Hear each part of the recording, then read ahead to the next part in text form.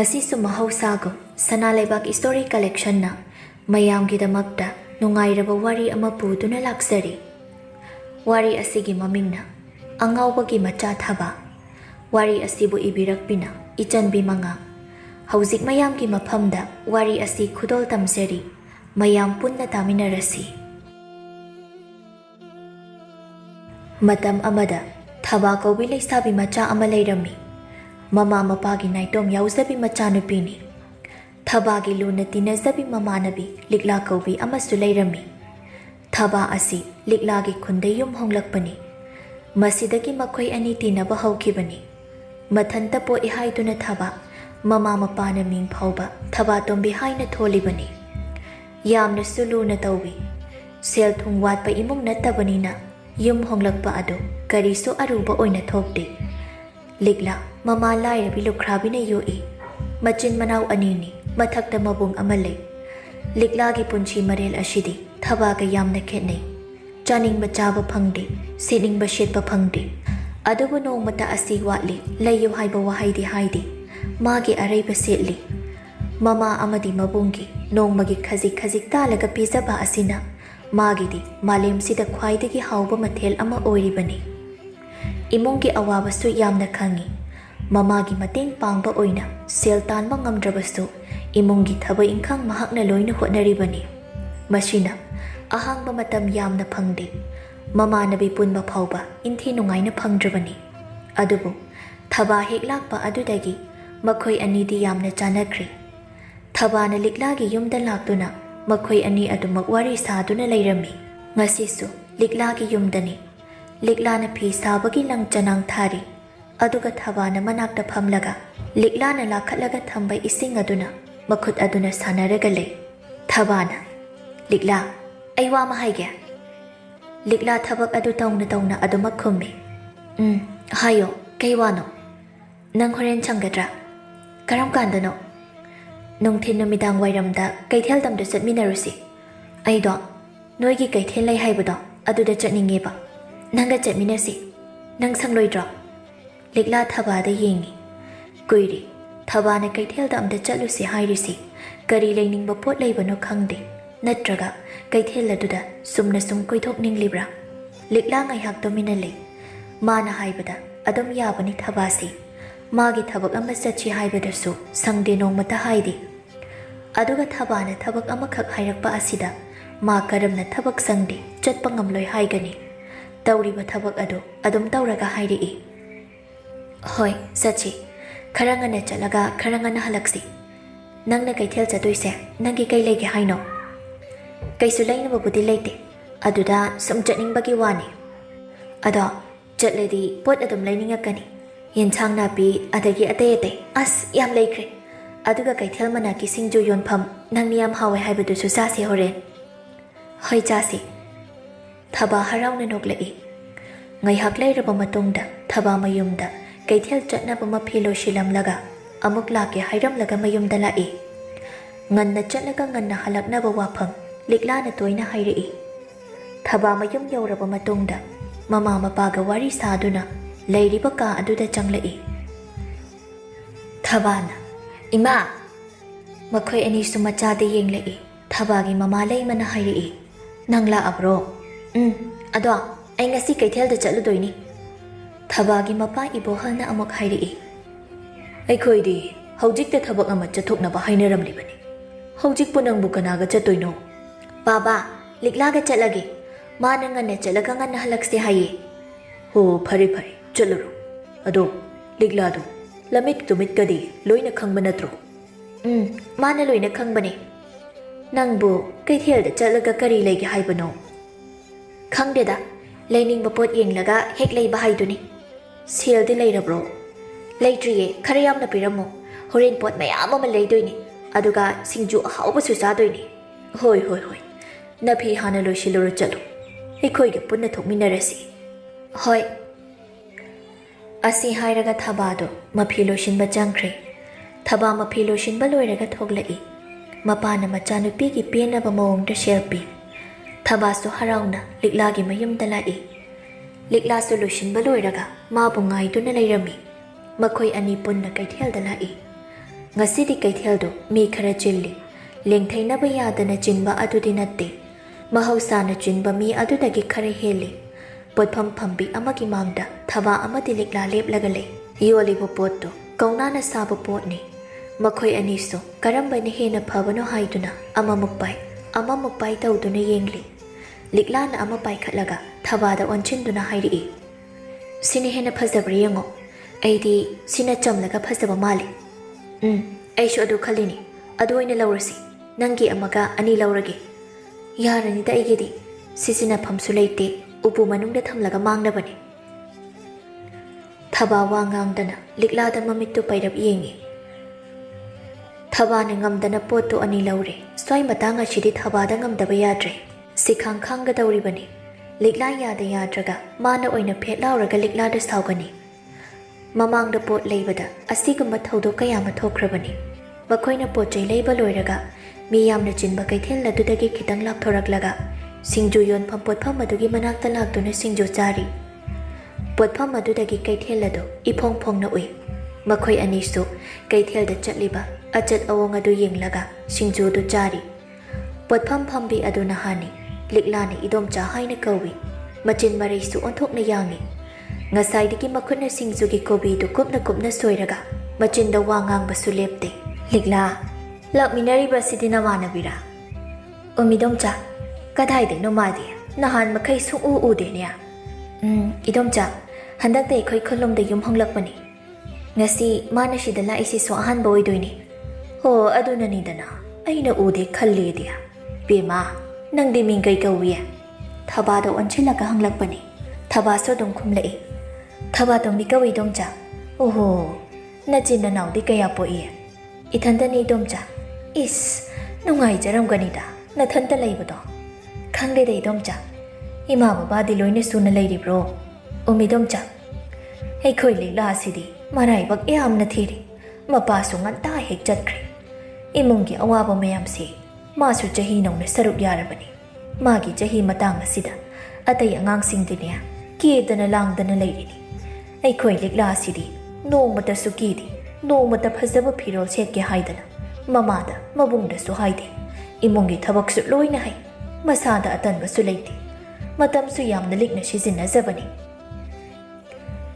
nupi aduna likla thagalakpa duda thaba likla da yenglaga nokphet tawi likla gi punchi asidi mana su hena khanglabani nupi aduna adamna wangang linge khonjel amana na kandaga haire ibema chak yamna lame chana bakita piyo thaba ga likla ga so nupa aduda yeng thori masamana ipha phaba mapi imot motpa mamai mamit pomkhoi khoiraba nupa ma makuta phi mayom ama pairaga makut aduna chanaba piyo haibagi matagom makut adu tingthoklaga leptuna leirami thaba nupa dugi mataudu ubada thamoi da thuklauba ama phawi magi di punchigi ahanbani asigumna phibam ama uriba asi nupi aduna che amada bora ahoba adu khare yomlaga nupa aduda piraga haire tada si jar mathangdi leitre ko nupa adu singju yonbi idom chaduna hairiba wado tarira tadrira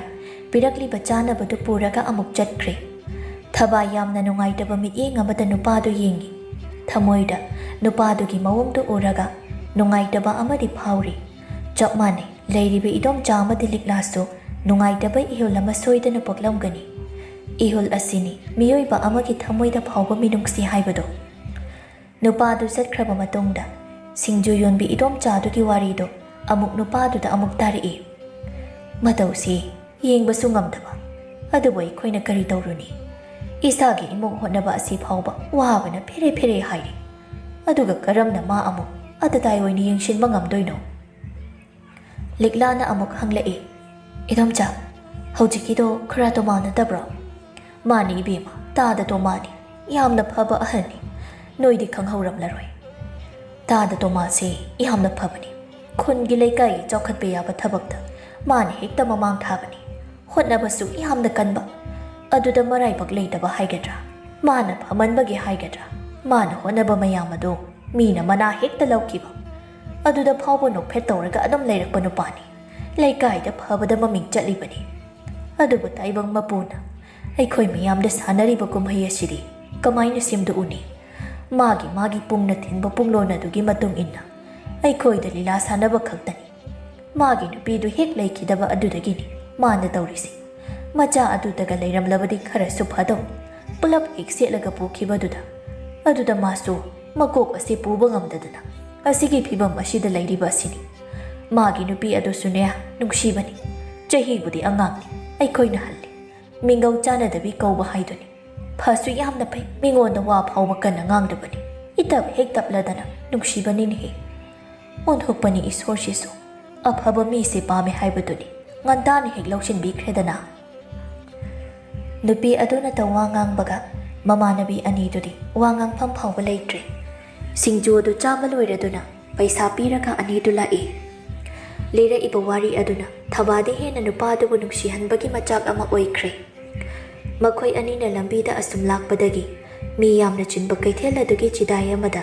Tomal ꯊꯨꯞꯆꯤꯜꯂꯒ ꯐꯝꯂꯒ ꯉꯁꯥꯏ ꯄꯤꯈꯤꯕ ꯕꯣꯔꯥꯗꯨ ꯂꯧꯊꯣꯛꯂꯒ ꯆꯥꯔꯤ꯫ ꯂꯣꯏꯈꯤꯅꯤ ꯍꯥꯏꯅ ꯄꯥꯈꯠꯄꯁꯨ ꯃꯥꯜꯂꯤ꯫ ꯕꯣꯔꯥ ꯑꯗꯨ ꯂꯣꯏꯅ ꯆꯥꯊꯣꯛꯇꯦ, ꯈꯔ ꯆꯥꯔꯒ ꯈꯔ ꯑꯃꯨꯛ ꯊꯝꯃꯤ꯫ ꯑꯗꯨꯒ ꯏꯊꯛ ꯊꯛꯀꯠꯅ ꯆꯠꯂꯤꯕ ꯃꯤꯌꯥꯝ ꯑꯗꯨꯗ ꯌꯦꯡꯂꯒ ꯂꯩ꯫ ꯃꯇꯧ ꯑꯗꯨ ꯎꯕꯗ ꯅꯨꯡꯁꯤꯔꯣꯏꯗꯕ ꯃꯤ ꯂꯩꯇ꯭ꯔꯦ꯫ ꯊꯕꯥꯒ ꯂꯤꯛꯂꯥꯒꯁꯨ ꯎꯔꯤ꯫ ꯊꯕꯥꯗꯤ ꯃꯑꯣꯡ ꯑꯗꯨ ꯀꯟꯊꯣꯛꯂꯒ ꯆꯠꯄ ꯉꯝꯗ꯭ꯔꯦ꯫ ꯃꯤꯅꯨꯡꯁꯤꯗꯤ ꯅꯨꯄꯤ ꯑꯅꯤꯃꯛꯀꯤ ꯊꯃꯣꯏꯗ ꯐꯥꯎꯔꯤ꯫ ꯑꯗꯨꯕꯨ ꯃꯇꯦꯡ ꯄꯥꯡꯕ ꯉꯝꯕ ꯑꯗꯨꯗꯤ ꯊꯕꯥ ꯈꯛꯇꯅ ꯉꯝꯂꯅꯤ꯫ ꯊꯕꯥ ꯆꯪꯁꯤꯟꯗꯨꯅ ꯀꯩꯊꯦꯜ ꯐꯝꯕꯤ ꯃꯌꯥꯝ ꯑꯗꯨꯗꯒꯤ ꯂꯐꯣꯏ ꯂꯐꯥꯡ ꯑꯃ ꯂꯩꯔꯒ ꯇꯣꯃꯥꯜꯒꯤ ꯅꯥꯛꯇ ꯇꯞꯅ ꯆꯪꯁꯤꯟꯗꯨꯅ ꯄꯤ꯫ ꯋꯥꯗꯤ ꯑꯃꯠꯇ ꯉꯥꯡꯕ ꯅꯠꯇꯦ, ꯃꯅꯥꯛꯇ ꯂꯤꯛꯂꯥꯁꯨ ꯌꯦꯡꯉꯤ꯫ ꯇꯣꯃꯥꯜ ꯂꯐꯣꯏ ꯄꯤꯔꯛꯂꯤꯕ ꯃꯤ ꯑꯗꯨꯗ ꯃꯨꯟꯅ ꯌꯦꯡꯉꯤ꯫ ꯑꯗꯨꯗꯒꯤ ꯃꯈꯨꯠ ꯑꯗꯨ ꯇꯞꯅ ꯇꯤꯡꯊꯣꯛꯂꯒ ꯂꯐꯣꯏ ꯑꯗꯨ ꯂꯧꯔꯒ ꯃꯤꯅ ꯃꯨꯟꯈꯤꯒꯗꯕꯒꯨꯝ ꯃꯊꯥꯗ ꯀꯣꯟꯁꯤꯜꯂꯒ ꯂꯩꯈ꯭ꯔꯤ꯫ ꯑꯗꯨꯒ ꯍꯧꯒꯠꯂꯒ ꯊꯕꯥꯗ ꯍꯟꯅ ꯌꯦꯡꯗꯨꯅ ꯃꯐꯝ ꯑꯃꯗ ꯑꯃꯨꯛ ꯆꯠꯈ꯭ꯔꯤ꯫ ꯋꯥꯗꯤ ꯑꯃꯠꯇ ꯉꯥꯡꯅꯕ ꯅꯠꯇꯦ꯫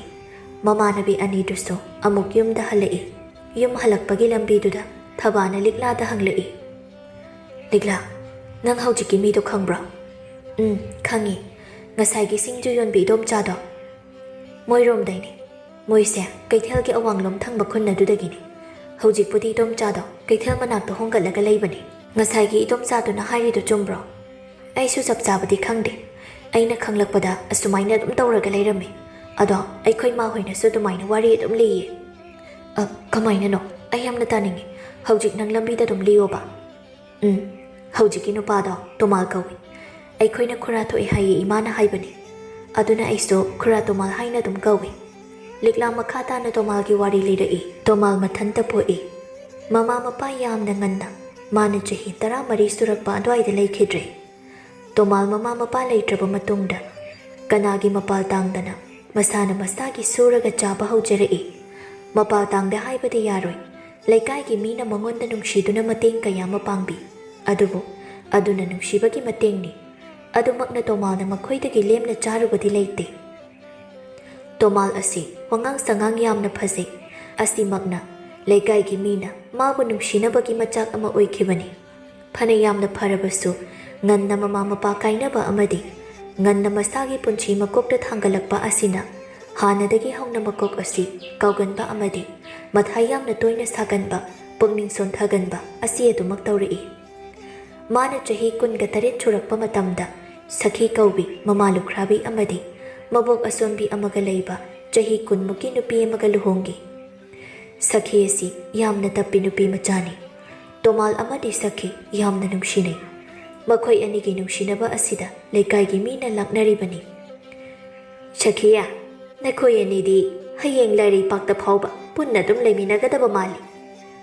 ꯑꯁꯨꯝ ꯍꯥꯏꯅ ꯂꯛꯅꯕꯅꯤ꯫ ꯃꯇꯝꯒꯤ ꯃꯇꯨꯡ ꯏꯟꯅ ꯁꯈꯤꯒꯤ ꯃꯕꯣꯛ ꯂꯩꯈꯤꯗ꯭ꯔꯦ꯫ ꯁꯈꯤꯒꯤ ꯃꯕꯣꯛ ꯂꯩꯈꯤꯗꯕ ꯑꯁꯤꯒꯤ ꯏꯀꯨꯏ ꯀꯨꯏꯗꯅ ꯁꯈꯤ ꯊꯥ ꯂꯦꯞꯂꯛꯈꯤꯔꯝꯃꯤ꯫ ꯁꯈꯤꯒꯤ ꯃꯃꯥ ꯑꯁꯤ ꯑꯃꯥꯏꯕꯤꯅꯤ꯫ ꯃꯆꯥꯅꯨꯄꯤ ꯑꯁꯤ ꯂꯩꯁꯥꯔꯤꯉꯩꯗꯒꯤ ꯍꯧꯅ ꯊꯥꯒꯤ ꯈꯣꯡꯀꯥꯞ ꯂꯥꯛꯄ ꯃꯇꯝꯗ ꯑꯗꯨꯃꯛ ꯁꯣꯏꯗꯨꯅ ꯂꯥꯛꯏ꯫ ꯃꯔꯝ ꯑꯁꯤꯅ ꯁꯣꯏꯗꯅꯕ ꯍꯥꯏꯗꯨꯅ ꯊꯥ ꯂꯦꯞꯂꯦ ꯍꯥꯏꯅ ꯍꯦꯛ ꯈꯪꯕ ꯅꯨꯃꯤꯠ ꯑꯗꯨꯗꯒꯤ ꯃꯆꯥ ꯃꯌꯥꯒꯤ ꯃꯅꯥꯛꯇ ꯂꯩꯗꯨꯅ ꯃꯆꯥꯅꯨꯄꯤꯕꯨ ꯀꯨꯞꯅ ꯁꯦꯟꯅꯕ ꯍꯧꯔꯛꯈꯤ꯫ ꯇꯥꯟꯖꯥ ꯑꯁꯤ ꯇꯣꯃꯥꯜꯁꯨ ꯌꯥꯝꯅ ꯋꯥꯕ, ꯁꯦꯜ ꯌꯥꯝꯅ ꯄꯨꯊꯕ, ꯏꯃꯨꯡ ꯆꯂꯥꯏꯕ ꯑꯁꯤ ꯐꯥꯎꯕ ꯌꯥꯝꯅ ꯋꯥꯕ ꯇꯥꯟꯖꯥ ꯍꯥꯏꯕꯗꯨ ꯑꯣꯏꯈꯤ꯫ ꯑꯗꯨꯅ ꯍꯥꯟꯅꯗꯒꯤ ꯋꯥꯗꯨꯅ ꯂꯥꯛꯂꯤꯕ ꯇꯣꯃꯥꯜ ꯃꯇꯥꯡ ꯑꯁꯤꯁꯨ ꯃꯍꯥꯛ ꯃꯊꯥ ꯌꯥꯝꯅ ꯁꯥꯈꯤ꯫ ꯃꯊꯥ ꯄꯨꯕ ꯉꯝꯗ꯭ꯔꯗꯨꯅ yu thaklubagi sakhina kappada laikai miyamna mangonda onchinduna chaibagi wathok phawba leikibani angang mapukning khwaidagi nungsiba matam asida nangna tawriba asi karino haina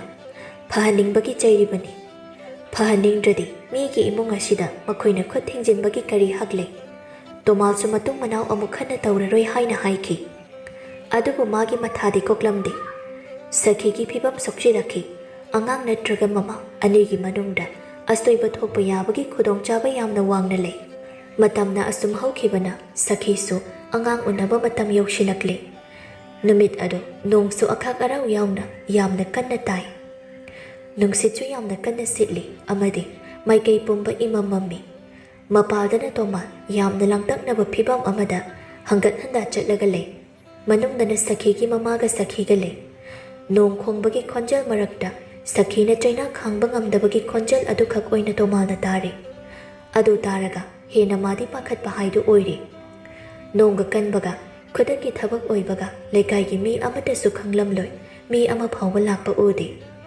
tomalna nupi khara kauru dauba adusu mahak sakhibu thanamlaga makhong thangdoktuna thokpa ngamdre phana koina leiraba matongda akhakpa nonggi makhol amaga loinana sakhina yamna kanna laubagi makhol ama taki adugi matung chap leikre nongsu hena kanna tabana nakna leiba mi phawba wa kana ngangna trabadi tana dabagi phibam da leire tomal mi huladu su yamna chongle chalamba du leplaga khawrangba mi eng amaga loinana imung de yengi nong khara patharakpa matam adudagi tomal atai makhol tadre manemna pentana kappagi makhol adu oina tare image beba nangbu isu sisu puraga ikhoi me abu thadoglaga chalabro ha nang imaga dum leine hairamlaga nangbu chalabrani imagi thoibe ting thabagi khonjel adu tabada toma makokta sapu kanna lakpa nongthang amane yeirakpagum chaina phawre leplambadagi masadu gyan tadana tapna phamthei aduga phaklang aduda ngatharaga le sakhigi mamagi ting thabagi makholsu hena kanna kanna tari bubo kisu thoibe taiba ngasi phawba yeglamdana chalabrane eikhoi miyamna nangbu ngaire haibase nang khangdabro bubokna nangbu ngaire macha thoi bubokna nangbu ngaire nang eikhoi miyamu thadoktuna chalabro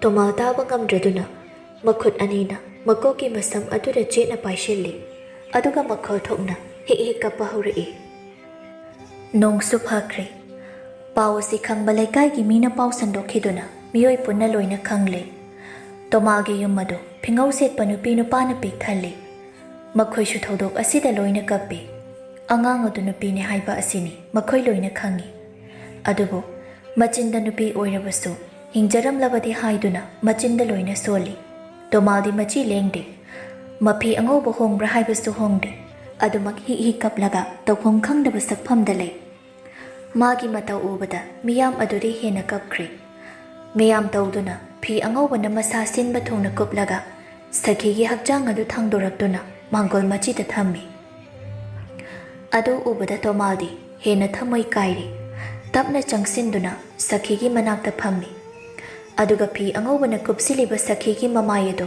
tapna hangdui tanau tanauba sakhigi kuchudo ngasidi taiphet tairi kuchu kumen imang makli nokpheta tawba maithong adusu ngasidi nokningba phawdra haibagum tomina mamit ushilaga leikre tomal sakhigi imang makshilaba maithong aduda magi makhut aduna tapna nalaga pentana kappa hawri shakhi nang boina kauri basi tatro ha nahan khaidi nang adum khumlaga ngashina tumina lairiba karigino sakhi khoma o nang na mit ushiliba se karigino ha mit pago nang boy khoigi jaga punna leigani haibadai de kadai no ei khoigi jade nang na sum tumina lairi se karigino sakhi aina hairi se nang amukta khumlau kai toke nang ai kinakta leiba se yamna warabrane nang na sigumba phima mamada leikribase nang ware hari roi ngoda ha hogal aina wahalroye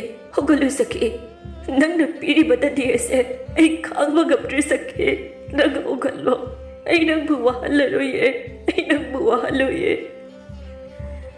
ꯑꯁꯤ ꯍꯥꯏꯔꯒ ꯁꯈꯤꯕꯨ ꯃꯊꯥꯗ ꯆꯦꯅ ꯀꯣꯟꯁꯤꯟꯗꯨꯅ ꯍꯤꯛ ꯍꯤꯛ ꯀꯞꯄꯤ꯫ ꯑꯁꯨꯝꯅ ꯁꯈꯤꯒꯤ ꯃꯊꯧ ꯃꯉꯝ ꯂꯣꯏꯁꯤꯟꯈ꯭ꯔꯦ꯫ ꯑꯉꯥꯡ ꯑꯗꯨꯁꯨ ꯁꯈꯤꯒꯤ ꯃꯃꯥ ꯑꯁꯤꯅ ꯇꯧꯗꯨꯅ ꯃꯊꯧ ꯃꯉꯝ ꯄꯨꯝꯕ ꯂꯣꯏꯁꯤꯟꯈ꯭ꯔꯦ꯫ ꯃꯇꯝ ꯑꯁꯤꯗꯒꯤ ꯍꯧꯅ ꯇꯣꯃꯥꯜ ꯑꯉꯥꯎꯕ ꯑꯣꯜꯂꯤ꯫ ꯂꯩꯀꯥꯏꯒꯤ ꯃꯤꯅ ꯅꯨꯡꯉꯥꯏꯇꯦ ꯍꯥꯏꯅꯗꯤ ꯁꯣꯟꯅꯩ, ꯑꯗꯨꯕꯨ ꯊꯃꯣꯏꯗ ꯐꯥꯎꯔꯤꯕ ꯃꯤꯅꯨꯡꯁꯤ ꯑꯗꯨ ꯅꯠꯇꯅ ꯃꯈꯣꯏꯅ ꯀꯔꯤꯁꯨ ꯇꯧꯕ ꯉꯝꯗ꯭ꯔꯦ꯫ ꯂꯤꯛꯂꯥꯅ ꯂꯤꯔꯤꯕ ꯋꯥꯔꯤꯗꯨ ꯇꯥꯕꯗ ꯊꯕꯥꯗꯤ ꯆꯠꯅ ꯆꯠꯅ ꯃꯄꯤ ꯇꯥꯔꯛꯏ꯫ ꯂꯤꯛꯂꯥ ꯃꯈꯥ ꯇꯥꯅ ꯍꯥꯏꯔꯛꯏ꯫ ꯑꯗꯨꯗꯒꯤ ꯈꯨꯔꯥꯒꯤ ꯐꯤꯕꯝꯁꯦ ꯑꯁꯨꯃꯥꯏꯅ ꯇꯧꯈ꯭ꯔꯤꯕꯁꯤꯅꯤ꯫ ꯊꯣꯡꯒꯥꯜꯁꯨ ꯌꯧꯔꯦ, ꯑꯩ ꯆꯪꯍꯧꯔꯒꯦꯀꯣ꯫ ꯑꯗꯨ ꯍꯥꯏꯔꯒ ꯊꯕꯥꯗ ꯌꯦꯡꯂꯛꯄꯗ ꯊꯕꯥ ꯀꯞꯇꯨꯅ ꯂꯩꯔꯤꯕꯗꯨ ꯎꯔꯤ꯫ ꯂꯤꯛꯂꯥ ꯏꯉꯛ-ꯉꯛꯅ ꯍꯥꯏꯔꯛꯏ, ꯑꯦ ꯀꯞꯄꯤꯔꯣ ꯅꯪꯒꯤꯁꯦ? ꯑꯁ ꯋꯥꯔꯤꯁꯨ ꯂꯤꯍꯜꯂꯒ ꯀꯞꯁꯨ ꯀꯞꯊꯣꯛꯏ ꯇꯧꯔꯤꯁꯦ꯫ ꯑꯩ ꯀꯞꯇꯦꯁꯦ, ꯅꯪ ꯆꯪꯉꯣ, ꯑꯩꯁꯨ ꯆꯠꯂꯒꯦ꯫ ꯑꯁꯤ ꯈꯛꯇꯪ ꯍꯥꯏꯔꯒ ꯃꯈꯣꯡ ꯊꯥꯡꯗꯨꯅ ꯂꯥꯛꯏ꯫ ꯂꯤꯛꯂꯥꯅ ꯂꯥꯎꯗꯨꯅ ꯍꯥꯏꯔꯤꯕ ꯋꯥ ꯑꯗꯨ ꯐꯥꯎꯕ ꯃꯍꯥꯛ ꯇꯥꯔꯝꯗ꯭ꯔꯦ꯫ ꯃꯌꯨꯝꯗ ꯌꯧꯔꯛꯂꯒ ꯂꯩꯔꯛꯄ ꯄꯣꯠ ꯃꯌꯥꯝꯗꯨ ꯂꯣꯏꯅ ꯂꯝꯌꯥꯏ ꯑꯗꯨꯗ ꯊꯝꯂꯒ ꯐꯃꯨꯡ ꯆꯪꯗꯨꯅ ꯐꯨꯟꯒꯠꯂꯛꯂꯤꯕ ꯃꯌꯥꯝ ꯑꯗꯨ ꯍꯤꯛ ꯍꯤꯛ ꯂꯥꯎꯅ ꯀꯞꯊꯣꯛꯏ꯫ ꯋꯥꯔꯤꯗꯨ ꯇꯥꯕꯗ ꯃꯍꯥꯛ ꯊꯃꯣꯏ ꯌꯥꯝꯅ ꯁꯣꯟꯈ꯭ꯔ ꯃꯥꯜꯂꯤ꯫ ꯃꯥꯅ ꯑꯗꯨꯝꯅ ꯀꯞꯂꯤꯉꯩ ꯃꯃꯥꯅ ꯉꯥꯡꯂꯒ ꯆꯪꯂꯛꯏ꯫ ꯄꯣꯠꯀꯁꯦ ꯂꯝꯌꯥꯏꯁꯤꯗ ꯂꯣꯏꯅ ꯆꯥꯏꯔꯦ ꯇꯧꯔꯤꯁꯤ꯫ ꯏꯆꯥꯊꯣꯏꯕꯤ, ꯏꯆꯥꯊꯣꯏꯕꯤ! ꯃꯆꯥꯅꯨꯄꯤꯅ ꯀꯞꯂꯒ ꯂꯩꯔꯤꯕꯗꯨ ꯎꯕꯗ ꯏꯄꯥ ꯄꯥꯈꯠꯅ ꯂꯩꯃꯁꯨ ꯆꯪꯁꯤꯜꯂꯤ꯫ ꯍꯩꯃꯥ, ꯀꯔꯤꯒꯤ ꯀꯞꯄꯤꯅꯣ? ꯁꯤ ꯏꯃꯥꯗ ꯍꯥꯏꯌꯨꯁꯦ, ꯀꯩꯗꯧꯔꯒꯦ ꯅꯪꯕꯨ ꯏꯕꯦꯝꯃ? ꯊꯕꯥ ꯈꯨꯝꯗꯦ, ꯀꯞꯂꯤꯕ ꯑꯗꯨ ꯑꯗꯨꯃꯛ ꯀꯞꯄꯤ꯫ ꯂꯩꯃ ꯏꯄꯥ ꯄꯥꯈꯠꯅ ꯃꯥꯒꯤ ꯅꯨꯄꯥꯕꯨ ꯀꯧꯏ꯫ ꯃꯣꯏ ꯃꯄꯥ, ꯃꯣꯏ ꯃꯄꯥ, ꯑꯝꯇ ꯂꯥꯛꯄꯤꯌꯣ ꯁꯣꯝꯗ꯫ ꯏꯆꯥꯊꯣꯏꯕꯤ, ꯀꯩꯗꯧꯔꯦ? ꯁꯤ ꯏꯃꯥꯗ ꯍꯥꯏꯌꯨꯁꯦ, ꯀꯩꯗꯧꯔꯒꯦ ꯏꯆꯥꯕꯨ? ꯏꯕꯣꯇꯣꯟꯁꯨ ꯆꯪꯂꯛꯏ꯫ ꯃꯆꯥꯅ ꯀꯞꯂꯒ ꯂꯩꯔꯤꯕ ꯐꯤꯕꯝ ꯑꯗꯨ ꯎꯕꯗ ꯃꯥꯁꯨ ꯄꯥꯈꯠꯅ ꯍꯥꯏꯔꯛꯏ꯫ ꯍꯩꯃꯥ, ꯏꯆꯥꯊꯣꯏꯕꯤ, ꯀꯩꯗꯧꯔꯦ? ꯁꯤ ꯀꯔꯤꯒꯤꯅꯣ ꯀꯞꯄꯤꯕꯁꯤꯕꯣ? ꯀꯅꯥꯅ ꯀꯔꯤ ꯍꯥꯏꯔꯤꯅꯣ ꯏꯆꯥꯗ? ꯏꯄꯥꯗ ꯇꯝꯃꯨꯁꯤ꯫ ꯊꯕꯥ ꯑꯗꯨꯃꯛ ꯀꯞꯄꯤ꯫ ꯃꯃꯥꯅ ꯈꯔ ꯇꯞꯊꯔꯒ ꯍꯥꯏꯔꯛꯏ꯫ ꯏꯆꯥꯊꯣꯏ, ꯀꯔꯤꯅꯣ ꯅꯪꯅ ꯀꯞꯄꯒꯤ ꯃꯔꯝꯗꯣ ꯑꯩꯈꯣꯏꯗ ꯍꯥꯏꯌꯨꯗꯅ? ꯀꯅꯥꯅ ꯀꯔꯤ ꯍꯥꯏꯔꯤꯅꯣ ꯏꯆꯥꯗ? ꯏꯆꯥꯅ ꯅꯨꯡꯉꯥꯏꯇꯕꯗꯣ ꯏꯃꯥꯈꯣꯏꯗ ꯇꯝꯃꯨ꯫ ꯏꯆꯥꯅ ꯑꯗꯨꯝ ꯍꯥꯏꯅ ꯀꯞꯂꯒ ꯂꯩꯕꯁꯤ ꯅꯪ ꯄꯥꯕꯒ ꯑꯩꯈꯣꯏ ꯑꯅꯤ ꯌꯦꯡꯕ ꯅꯨꯡꯉꯥꯏꯇꯦ꯫ ꯁꯤ ꯀꯩꯗꯧꯔꯒꯦ ꯍꯥꯏꯌꯨꯁꯤ꯫ ꯊꯕꯥ ꯀꯞꯄꯗꯨ ꯈꯔ ꯍꯟꯊꯔꯒ ꯃꯥꯅ ꯀꯞꯄꯒꯤ ꯃꯔꯝ ꯑꯗꯨ ꯂꯣꯏꯅ ꯇꯝꯃꯤ꯫ ꯋꯥꯗꯨ ꯇꯥꯔꯒ ꯃꯃꯥꯅ ꯍꯥꯏꯔꯛꯏ꯫ ꯏꯁ, ꯑꯩꯗꯤ ꯏꯄꯥꯕꯨ ꯄꯥꯈꯠꯂꯨꯔꯦꯅꯦꯁꯦ꯫ ꯀꯞꯀꯅꯨꯁꯦ, ꯃꯤꯑꯣꯏꯕꯒꯤ ꯂꯥꯏꯕꯛ ꯍꯥꯏꯕꯁꯤ ꯇꯝꯕ ꯉꯝꯕ ꯅꯠꯇꯦ꯫ ꯑꯩꯈꯣꯏꯁꯨ ꯅꯣꯡꯃ ꯅꯠꯇ꯭ꯔꯒ ꯅꯣꯡꯃꯗꯤ ꯆꯠꯈꯤꯒꯗꯕ ꯉꯥꯛꯇꯅꯤ꯫ ꯑꯍꯥꯟ ꯑꯀꯣꯟ ꯑꯗꯨ ꯈꯛꯀꯤ ꯋꯥꯅꯤ꯫ ꯁꯤ ꯀꯞꯄꯤꯗꯨ ꯀꯨꯏꯃꯜꯂꯤ, ꯅꯀꯣꯛ ꯑꯃꯨꯛ ꯆꯤꯛꯂꯅꯤ꯫ ꯏꯕꯣꯇꯣꯟꯅ ꯑꯃꯨꯛ ꯍꯥꯏꯔꯛꯏ꯫ ꯆꯊꯣꯏꯕꯤ, ꯑꯩꯈꯣꯏ ꯄꯨꯝꯅꯃꯛ ꯑꯁꯤꯕ ꯃꯆꯥ ꯉꯥꯛꯇꯅꯤ꯫ ꯉꯁꯤꯅ ꯃꯥ ꯆꯠꯈꯤꯅꯤ, ꯍꯌꯦꯡ ꯑꯩ ꯑꯃꯨꯛ ꯆꯠꯀꯅꯤ, ꯀꯔꯤꯝꯇ ꯈꯟꯒꯅꯨ꯫ ꯏꯆꯥꯅ ꯑꯗꯨꯛ ꯌꯥꯝꯅ ꯊꯃꯣꯏ ꯁꯣꯛꯂꯤꯕ ꯅꯨꯄꯥꯗꯣ ꯅꯃꯥꯒ ꯑꯩꯈꯣꯏ ꯄꯨꯂꯞ ꯍꯌꯦꯡ ꯆꯠꯂꯒ ꯑꯃꯨꯛ ꯎꯅꯔꯨꯔꯒ ꯂꯣꯏꯔꯦꯗꯅ꯫ ꯁꯤ ꯀꯞꯄ ꯇꯣꯛꯎꯁꯤ꯫ ꯑꯁꯦꯡꯕꯒꯤꯔ ꯄꯥꯕ?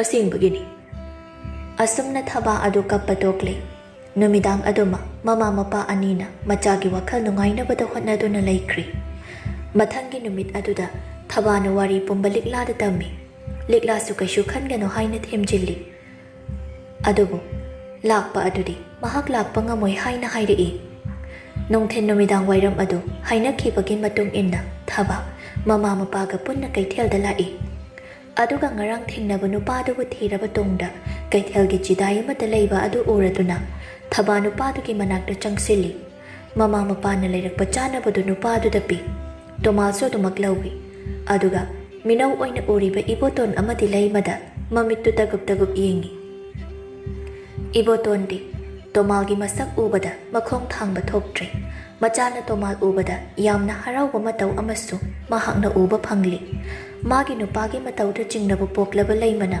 ꯃꯄꯨꯔꯣꯏꯕꯗ ꯍꯥꯏꯔꯞ ꯌꯦꯡꯂꯝꯃꯤ꯫ ꯑꯗꯨꯒ ꯇꯣꯃꯥꯜꯒꯤ ꯃꯅꯥꯛꯇ ꯆꯪꯁꯤꯜꯂꯛꯄ ꯃꯇꯝꯗ ꯇꯣꯃꯥꯜ ꯌꯥꯝꯅ ꯊꯨꯅ ꯍꯧꯒꯠꯂꯒ ꯆꯥꯅꯕ ꯃꯌꯥꯝꯗꯨ ꯄꯨꯔꯒ ꯑꯇꯣꯞꯄ ꯃꯐꯝ ꯑꯃꯗ ꯌꯥꯝꯅ ꯊꯨꯅ ꯆꯠꯈ꯭ꯔꯦ꯫ ꯊꯕꯥ ꯇꯣꯃꯥꯜꯅ ꯑꯗꯨꯝꯅ ꯇꯧꯕ ꯑꯗꯨ ꯋꯥꯈꯜ ꯌꯥꯝꯅ ꯅꯨꯡꯉꯥꯏꯇ꯭ꯔꯤ꯫ ꯀꯩꯁꯨ ꯍꯥꯏꯗꯅ ꯃꯈꯣꯏ ꯑꯍꯨꯝ ꯌꯨꯝꯗ ꯍꯜꯂꯛꯏ꯫ ꯍꯦꯛ ꯌꯧꯕꯒ ꯂꯤꯛꯂꯥꯒꯤ ꯃꯌꯨꯝꯗ ꯆꯪꯗꯨꯅ ꯄꯥꯎ ꯄꯨꯝꯕ ꯂꯣꯏꯅ ꯇꯝꯃꯤ꯫ ꯊꯕꯥꯅ, ꯂꯤꯛꯂꯥ, ꯑꯩꯗꯤ ꯑꯍꯜꯗꯨꯒꯤ ꯃꯇꯧꯗꯣ ꯌꯥꯝꯅ ꯅꯨꯡꯁꯤ, ꯑꯗꯨꯕꯨ ꯂꯥꯌꯦꯡꯕꯗ ꯐꯕ ꯉꯝꯂꯔꯣꯏꯗꯕ ꯖꯥꯠꯂꯣ?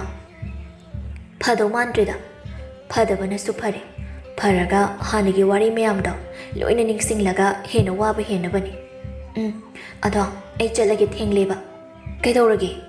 ꯀꯩꯁꯨ ꯇꯧꯗꯦ, ꯅꯪ ꯑꯗꯨꯝ ꯂꯩꯍꯧꯔꯣ, ꯑꯩ ꯑꯗꯨꯝ ꯆꯠꯂꯒꯦ꯫ ꯑꯁꯤ ꯍꯥꯏꯔꯒ ꯊꯕꯥ ꯊꯣꯛꯂꯛꯏ ꯂꯥꯌꯦꯡꯕ ꯐꯕ ꯉꯝꯂꯔꯣꯏ ꯍꯥꯏꯕ ꯑꯗꯨꯗ ꯋꯥꯈꯜ ꯈꯤꯇꯪ ꯁꯣꯛꯄꯅꯤ ꯃꯌꯨꯝꯗ ꯃꯪꯂꯒ ꯂꯥꯛꯄ ꯃꯇꯝꯗ ꯃꯃꯥ ꯃꯄꯥꯅ ꯀꯥꯗ ꯋꯥꯔꯤ ꯁꯥꯕꯗꯨ ꯇꯥꯏ ꯃꯌꯦꯛꯇꯤ ꯁꯦꯡꯗꯦ ꯃꯥꯁꯨ ꯍꯥꯟꯅꯒꯤ ꯃꯇꯧꯒꯨꯝ ꯆꯪꯒꯦ ꯍꯥꯏꯗꯨꯅ ꯃꯅꯥꯛ ꯅꯛꯁꯤꯜꯂꯨꯕ ꯃꯇꯝꯗꯗꯤ ꯋꯥꯔꯤꯗꯨ ꯃꯌꯦꯛ ꯁꯦꯡꯂꯤ ꯋꯥꯔꯤꯗꯨꯗ ꯊꯥꯡꯒꯠꯂꯝꯕ ꯃꯈꯣꯡ ꯑꯗꯨ ꯑꯁꯨꯝ ꯇꯞꯊꯈ꯭ꯔꯦ ꯏꯕꯣꯇꯣꯟꯅ ꯃꯥꯅꯤ ꯅꯨꯄꯥꯗꯣ ꯏꯆꯥ ꯊꯣꯏꯕꯤꯕꯨ ꯄꯣꯛꯄ ꯑꯄꯣꯛꯄ ꯃꯄꯥꯗꯨꯅꯤ ꯑꯩ ꯈꯪꯉꯤ ꯃꯥꯒꯤ ꯃꯃꯤꯠ ꯑꯗꯨ ꯑꯩꯒꯤ ꯏꯆꯥ ꯊꯣꯏꯕꯤꯒ ꯌꯥꯝꯅ ꯃꯥꯟꯅꯩ ꯂꯩꯃꯅ ꯑꯗꯨꯕꯨ ꯀꯔꯝꯅꯅꯣ ꯃꯍꯥꯛꯀꯤ ꯈꯨꯟ ꯑꯗꯨꯗꯤ ꯑꯩꯈꯣꯏꯒꯤ ꯍꯥꯟꯅꯒꯤ ꯈꯨꯟꯒ ꯊꯪꯅꯩ ꯍꯥꯏꯕꯗꯥꯏꯅꯦ ꯒ꯭ꯌꯥꯟ ꯇꯥꯗ꯭ꯔꯕ ꯃꯤ ꯑꯗꯨꯗꯕꯨ ꯌꯨꯝ ꯍꯥꯏꯕ ꯑꯃ ꯈꯪꯒꯗ꯭ꯔꯣ ꯁꯈꯤꯒꯤ ꯃꯃꯥꯅ ꯏꯆꯥ ꯊꯕꯥꯁꯦ ꯑꯩꯒꯤ ꯈꯨꯠꯇ ꯁꯤꯟꯅꯕ ꯃꯇꯝꯗ ꯇꯣꯃꯥꯜꯅ ꯎꯍꯩꯕ ꯁꯛꯐꯝ ꯑꯗꯨ ꯑꯩ ꯍꯧꯖꯤꯛ ꯐꯥꯎꯕ ꯀꯥꯎꯗ꯭ꯔꯤ ꯑꯩꯁꯨ ꯏꯆꯥ ꯌꯥꯎꯗꯕꯒꯤ ꯆꯩꯅꯥꯗꯨ ꯈꯥꯡꯅꯕ ꯍꯣꯠꯅꯕꯗ ꯃꯥꯒꯤ ꯑꯋꯥꯕꯗꯨ ꯑꯩꯅ ꯑꯣꯛꯈꯤꯗ꯭ꯔꯦ ꯑꯩ ꯇꯁꯦꯡꯅ ꯁꯈꯤ ꯂꯩꯇ꯭ꯔꯦ ꯍꯥꯏꯕ ꯑꯁꯤ ꯈꯪꯗꯕꯅꯤ ꯑꯗꯨꯅ ꯊꯕꯥꯕꯨ ꯑꯩꯅ ꯄꯨꯔꯛꯈꯤꯕꯅꯤ ꯁꯈꯤ ꯂꯩꯇ꯭ꯔꯦ ꯍꯥꯏꯕ ꯈꯪꯂꯝꯂꯕꯗꯤ ꯑꯩꯅ ꯊꯕꯥ ꯑꯁꯤꯕꯨ ꯄꯨꯔꯛꯑꯝꯃꯣꯏ ꯑꯗꯨꯒ ꯇꯣꯃꯥꯅ ꯑꯁꯤꯒꯤ ꯐꯤꯕꯝ ꯑꯁꯤꯁꯨ ꯑꯣꯏꯔꯣꯏ ꯃꯍꯥꯛꯁꯨ ꯑꯁꯥ ꯑꯃꯗ ꯍꯤꯡꯂꯝꯒꯗꯕꯅꯤ ꯃꯃꯥ ꯇꯣꯃꯥꯜꯒꯤ ꯁꯛꯐꯝ ꯑꯗꯨꯗꯅ ꯍꯦꯟꯅ ꯑꯩꯕꯨ ꯏꯔꯥ ꯂꯩꯔꯕ ꯑꯃꯒꯨꯝꯅ ꯐꯥꯎꯍꯜꯂꯤ ꯑꯩ ꯀꯔꯤ ꯇꯧꯅꯤ ꯍꯥꯏꯕ ꯈꯪꯗ꯭ꯔꯦ ꯁꯈꯤꯅ ꯑꯉꯥꯡ ꯎꯅꯕ ꯅꯨꯃꯤꯠ ꯑꯗꯨꯅꯤ ꯅꯣꯡ ꯌꯥꯝꯅ ꯀꯟꯅ ꯆꯨꯕ ꯑꯈꯛ ꯑꯔꯥꯎ ꯑꯃꯗꯤ ꯅꯨꯡꯁꯤꯠ ꯀꯟꯅ ꯁꯤꯠꯄ ꯑꯗꯨꯗ ꯃꯆꯥ ꯐꯪꯗꯕꯒꯤ ꯑꯋꯥꯕ ꯃꯩꯆꯥꯛꯅ ꯉꯥꯎꯔꯕ ꯏꯕꯣꯇꯣꯟ ꯅꯣꯡꯅ ꯆꯣꯠꯂꯤꯕ ꯑꯗꯨ ꯈꯪꯗꯅ ꯇꯣꯃꯥꯜꯒꯤ ꯌꯨꯝ ꯑꯗꯨꯒꯤ ꯃꯅꯤꯡ ꯊꯪꯕ ꯂꯩꯔꯛ ꯑꯗꯨꯗ ꯂꯩ ꯇꯥꯟꯖꯥ ꯑꯗꯨꯗ ꯅꯨꯄꯤ ꯑꯃꯅ ꯄꯤꯛꯂꯤꯕ ꯑꯉꯥꯡ ꯑꯃ ꯄꯝꯂꯒ ꯊꯣꯛꯂꯛꯏ ꯅꯨꯄꯤ ꯑꯗꯨ ꯁꯈꯤꯒꯤ ꯃꯃꯥꯅꯤ ꯑꯉꯥꯡ ꯑꯗꯨꯕꯨ ꯅꯨꯡꯁꯤꯅ ꯌꯦꯡꯂꯒ ꯍꯥꯏꯔꯛꯏ ꯏꯕꯨꯡꯉꯣ ꯑꯩꯒꯤ ꯏꯁꯨ ꯑꯁꯤ ꯅꯨꯄꯤꯅꯤ ꯑꯗꯨꯕꯨ ꯅꯪꯅ ꯑꯩꯒꯤ ꯏꯁꯨꯁꯦ ꯅꯨꯄꯤꯅꯤ ꯍꯥꯏꯗꯨꯅ ꯇꯥꯊꯤ ꯇꯑꯣꯏꯅ ꯇꯧꯕ ꯑꯗꯨꯗꯤ ꯇꯧꯕꯤꯒꯅꯨ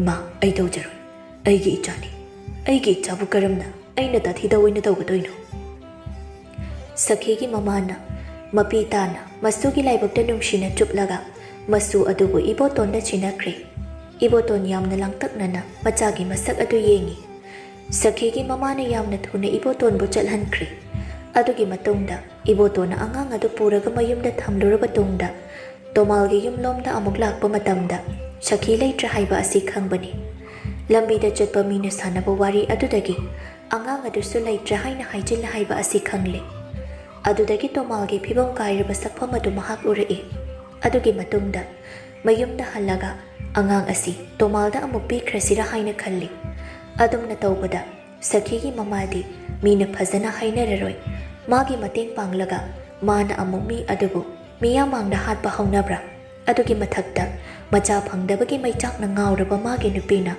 ꯑꯉꯥꯡ ꯑꯗꯨ ꯄꯨꯔꯛꯄ ꯎꯕꯗ ꯑꯗꯨꯛ ꯌꯥꯝꯅ ꯍꯔꯥꯎꯕ ꯑꯗꯨ ꯎꯕ ꯃꯇꯝꯗ ꯃꯍꯥꯛ ꯑꯉꯥꯡ ꯑꯗꯨꯕꯨ ꯄꯤꯔꯔꯣꯏ ꯍꯥꯏꯗꯨꯅ ꯈꯟꯈꯤꯕꯅꯤ ꯋꯥꯔꯤ ꯄꯨꯝꯕ ꯈꯪꯂꯕ ꯊꯕ ꯃꯄꯤ ꯇꯥꯔꯤ ꯏ ꯃꯔꯤ ꯑꯣꯏꯔꯨꯕ ꯑꯁꯤꯅ ꯑꯣꯏꯔꯝꯕ ꯇꯥꯏ ꯃꯥꯅ ꯇꯣꯃꯥꯜꯕꯨ ꯀꯥ ꯍꯦꯟꯅ ꯃꯤꯅꯨꯡꯁꯤ ꯄꯣꯛꯂꯨꯕ ꯑꯁꯤ ꯃꯆꯥꯒꯤ ꯃꯇꯧ ꯎꯕꯗ ꯃꯃꯥ ꯃꯄꯥꯁꯨ ꯃꯆꯥꯅ ꯋꯥꯔꯤ ꯄꯨꯝꯕ ꯈꯪꯂꯦ ꯍꯥꯏꯕ ꯈꯪꯂꯦ ꯃꯈꯣꯏ ꯑꯍꯨꯝꯃꯛ ꯋꯥꯔꯤ ꯀꯌꯥ ꯁꯥꯟꯅꯗꯨꯅ ꯄꯦꯟꯗꯅ ꯀꯞꯄꯤ ꯂꯩꯃ ꯃꯆꯥꯕꯨ ꯆꯠꯈꯤꯅꯤ ꯍꯥꯏꯕꯒꯤ ꯃꯇꯥꯒꯨꯝ ꯃꯊꯥꯗ ꯁꯤꯖꯤꯠ ꯀꯣꯟꯁꯤꯜꯂꯒ ꯀꯞꯄꯤ ꯃꯆꯤꯟꯗ ꯃꯈꯣꯏꯕꯨ ꯊꯥꯗꯣꯛꯇꯨꯅ ꯆꯠꯇꯅꯕ ꯋꯥ ꯀꯌꯥꯁꯨ ꯍꯥꯏꯔꯤ ꯊꯕꯥꯁꯨ ꯃꯣꯏꯕꯨ ꯊꯥꯗꯣꯛꯇꯨꯅ ꯆꯠꯂꯣꯏ ꯍꯥꯏꯗꯨꯅ ꯊꯥꯖꯕ ꯄꯤꯔꯤ ꯏꯕꯣꯇꯣꯟꯁꯨ ꯃꯈꯣꯏꯒꯤ ꯃꯇꯧ ꯎꯕ ꯃꯇꯝꯗ ꯌꯥꯝꯅ ꯀꯞꯂꯤ ꯑꯗꯨꯒꯤ ꯃꯇꯨꯡꯗ ꯃꯈꯣꯏ ꯑꯍꯨꯝ ꯁꯈꯤꯒꯤ ꯃꯃꯥ ꯑꯗꯨꯒꯤ ꯃꯌꯨꯝꯗ ꯂꯥꯛꯏ ꯃꯈꯣꯏꯅ ꯂꯥꯛꯄ ꯃꯇꯝꯗ ꯁꯈꯤꯒꯤ ꯃꯃꯥꯗꯨꯗꯤ ꯑꯍꯜ ꯌꯥꯝꯅ ꯑꯣꯏꯔꯤ ꯃꯈꯣꯏꯅ ꯌꯨꯝꯗ ꯂꯥꯛꯄꯗ ꯁꯈꯤꯒꯤ ꯃꯃꯥꯗꯨ ꯃꯥꯡꯒꯣꯜꯗ ꯂꯩꯔꯝꯃꯤ ꯃꯈꯣꯏꯅ ꯈꯣꯡ ꯇꯞꯅ ꯊꯥꯡꯂꯒ ꯆꯪꯂꯛꯄ ꯃꯇꯝꯗ ꯁꯈꯤꯒꯤ ꯃꯃꯥ ꯑꯗꯨ ꯃꯃꯤꯠ ꯈꯔ ꯁꯨꯛꯂꯒ ꯌꯦꯡꯂꯛꯏ ꯃꯥꯅ ꯃꯤꯠ ꯁꯨꯛꯂꯁꯨ ꯏꯕꯣꯇꯣꯟꯒꯤ ꯃꯁꯛꯄꯨ ꯃꯍꯥꯛꯅ ꯀꯔꯝꯅ ꯀꯥꯎꯕ ꯉꯝꯒꯅꯤ ꯉꯔꯥꯡꯇ ꯉꯥꯏꯔꯤꯕꯣꯏ ꯅꯤꯡꯉꯤ ꯃꯍꯥꯛꯅ ꯅꯣꯡꯂꯛꯇ ꯏꯕꯣꯇꯣꯟ ꯎꯈꯤꯕꯗꯣ ꯏꯉꯛ ꯉꯛꯅ ꯈꯣꯟꯖꯦꯜ ꯁꯤꯔꯞꯅ ꯍꯥꯏꯔꯛꯏ ꯏꯕꯨꯡꯉꯣ ꯑꯃꯨꯛ ꯇꯅꯧ ꯇꯅꯧꯕꯤ ꯂꯩꯁꯥꯕꯤ ꯑꯃ ꯂꯦꯞꯂꯤꯗꯨ ꯎꯔꯗꯨꯅ ꯃꯈꯣꯜ ꯅꯤꯛꯅ ꯁꯤ ꯏꯁꯨ ꯑꯩꯒꯤ ꯏꯁꯨ ꯏꯕꯣꯇꯣꯟꯅ ꯈꯨꯝꯃꯤ ꯏꯃꯥ ꯃꯥꯅꯤ ꯅꯪꯒꯤ ꯅꯁꯨꯅꯤ ꯅꯁꯨ ꯊꯕꯥ ꯇꯣꯝꯕꯤ ꯁꯈꯤꯒꯤ ꯃꯃꯥ ꯑꯗꯨ ꯄꯤꯔꯣꯏꯅꯅ ꯅꯣꯛꯂꯒ ꯍꯧꯒꯠꯂꯛꯏ ꯑꯗꯨꯒ ꯊꯕꯥꯒꯤ ꯃꯁꯥ ꯃꯎ ꯑꯗꯨ ꯄꯥꯏꯔꯒ ꯌꯦꯡꯉꯤ ꯂꯥꯛꯏꯕ ꯃꯤꯗꯨ ꯐꯥꯎꯕ ꯐꯤꯗꯥ ꯊꯥꯕꯒꯤ ꯋꯥꯈꯜ ꯂꯩꯈꯤꯗ꯭ꯔꯦ ꯃꯁꯨ ꯅꯨꯄꯤ ꯑꯗꯨ ꯊꯦꯡꯅꯕ ꯃꯇꯝꯗ ꯊꯕꯥꯒꯤ ꯃꯁꯥ ꯃꯎꯗ ꯇꯞꯅ ꯌꯦꯡꯂꯒ ꯏꯁꯨ ꯅꯨꯄꯤ ꯑꯩꯒꯤ ꯏꯁꯨ ꯅꯨꯄꯤ ꯀꯔꯤ ꯍꯥꯏꯕ ꯊꯕꯥ ꯇꯣꯝꯕꯤ ꯍꯥꯏꯕ ꯌꯥꯝꯅ ꯐꯖꯩ ꯑꯩꯒꯤ ꯏꯁꯨꯒꯤ ꯃꯤꯡꯁꯦ ꯌꯥꯝꯅ ꯐꯖꯩ ꯑꯁꯤ ꯍꯥꯏꯔꯒ ꯇꯥꯔꯛꯂꯤꯕ ꯄꯤꯗꯨꯗꯩ ꯊꯣꯛꯏ Masugi ming ngasi khakta khangbada ngairi. Kayamuk yamna tolaba punchino. Thaba sakhigi mamagi pe tudai thoklaga. Aibu nangi na suni haibagi. Kamaina khangino abo. Aroibagi minga wodu tabada. Sakhigi mamadu kapli. Hairi. Hai. Karigi khangdani. Nangni. Aigi khut asina. Taibang ngasi dala khan khibani ne he. Makholado amuk kitang taptharaga. Isu ubasi. Nangi namado. Yamna niksi. Nangi mit anido. Nangi baba mali. Aduga nang asidi. Namagi saktam. Loina hanjit. Lao. Isu yengwa lao. Asi hairaga. Paglang da theliba. Machanupi sakhigi no phetau mami tu yeng halli. Sing. Nangi imani. Ima ka wo. Wahai tu tabada lay masu. No phetamak tawi. Mitki pidi thingba ngamdre. Thaba mamagi mami aduda makutapna nalaga makhol nikna wahai makhak haire. Ima wahai adu tabada layma. Khonjel thoktanaba phizina machin adu menchilli. Ibotonsu magi nupi bu lengjomda konchingbiraga themjinbi. Asigi matungda makhoi punna phamlaga wari sai. Sakhigi mamana matamdo ibungo to magi asa udraba matamni. Aigi ichado. He pokpadagi waduna talakhibani. Ado aigi isudi. Aigi ichagi phibamado. Ai tahaningkhidi. Adugi sumathakta. Aigi isu asidi. Mama mapagi minungsi chap chana phangba. Angang ama aina uhinba pami. Aina to malgi magunchu khangi. Aigi ichana chatkrabatu. Mahakna nupi atopa thiyo haiba yaroi haiba adusu. Ai khangi. Adubu. Mama natraga macha. Anigi marakta. Amadi soidana asoi engam thokani haiba asidi. Hanadagi aiha khangli. Adudagi aina aigi isu asi. Aigi ikut asina pithokibani. Thaba wangangdi. Sakhigi mami to asung kolaga lay. Pumnamak wari saraga haukrabadi haukri. Aduda ningamdaba thamlagum si haina sakhigi mamani yamna toina hairi. Adugi matung makhoi punna amuk kaithel lai. Tomal sumachi mada phamlaga laybada uri. Makhoi punna tapna changshilai. Sakhigi mamana tapna thabada hairi. Shusana nangi babani. Thaba tapna changshili. Atay aduna lapna yengi. Thaba tomalgi mangda lepi. Tomal thabada yenglai. Tomal tapna hogalai. Aduga makuta pairam bachana ba ama thabada pi. Aduga thabana koliba mami adusu hairap yengi. Mami adu mahak na laukri. Sakpham aduda yengi. Aduga thabada muging laga. Thaba khakta tana ba mawongda hairi. Ichasana wahi adu taba matamda. Thaba ingangak ni yengi. Tomal supiroina ba mit yengi yengi. Thaba wahang amadi hangningli. Adubu pungalakpa aduna wangang thokpa ngamdri. Tomal thaba ki makokta nan tharaga hairi. Chasana nang ubase ay yamna nungai. Nangi ima ashibusu yamna ningsinghalli. Nangi sakpamase nangi ima yamna mali. Adubu aidi mado ningsingba pamdri. Aidi madu pumna makauraga. Aigi oiba sangsara mada nakhoi mayamdagi tongana lekrage. Nang aibu nakhoi gi sangsara duda singchinge haiduna honaganu. Aigi oiba sangsara shida adumak leike.